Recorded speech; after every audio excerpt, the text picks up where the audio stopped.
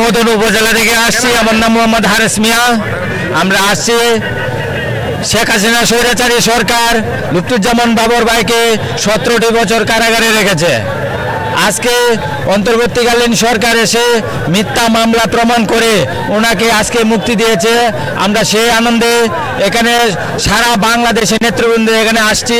ওনাকে নিয়ে আনন্দ মিছিল করে জিয়া রহমান মাজার জিয়ারত করে আমরা নেত্রকোনা চলে যাব। তারপর মদন মোহনগঞ্জ কাইলাজুরি সারা বাংলাদেশে আনন্দ মিছিল করব ইনশাল্লাহ। ধন্যবাদ। আপনি এই যে সুন্দর একটি মানে বাংলাদেশের যে বিএনপির যে প্রতীক ধানের শীষ, এইটা পরে যে আছেন, মানে এটা একটু বলেন। আমি পোশাক ধানের শীষ পরেছি। আমাদের হইল জাতীয় প্রতীক ধানের শীষ। আমরা ধানের শীষকে ভালোবাসি। আচ্ছা, আপনারা আসছেন কোথা থেকে? আজকে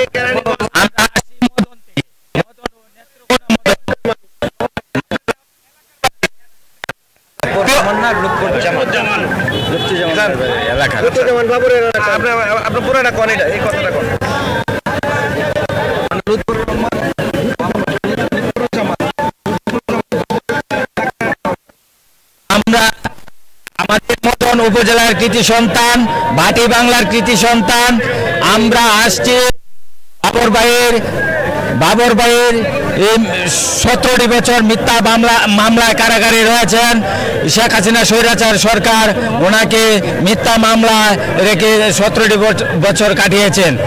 আর অন্তর্বর্তীকালীন সরকার এসে ওনাকে মিথ্যা প্রমাণ করে ওনাকে আজকে মুক্তি দিয়েছেন। আমরা কিছুক্ষণ পরে ওনাকে নিয়ে আনন্দ মিছিল করে জিয়া রহমানের মাজারে জিয়ারত করে আমরা নেত্রকোনা চলে যাব ইনশাল্লাহ।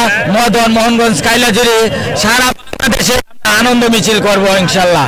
ধন্যবাদ।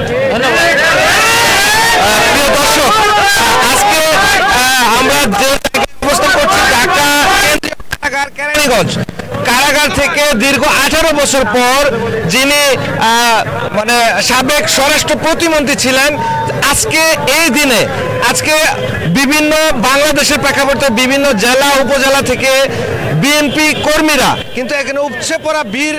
আর আমি এই মুহূর্তে যে জিনিসটা দেখছি, বিএনপির যে প্রতীক, সে প্রতীকের পোশাক পরে কিন্তু একজন লুৎফুজ্জামান বাবরের এলাকার যে ভোটার, তিনি কিন্তু এই পোশাকটা পরে আছেন। দর্শক, আমি কিন্তু আপনাদের সাথে আছি মুঘল সম্রাট, বিডি লাইভ 24 নিউজ, কেন্দ্রীয় কারাগার কেরানীগঞ্জ।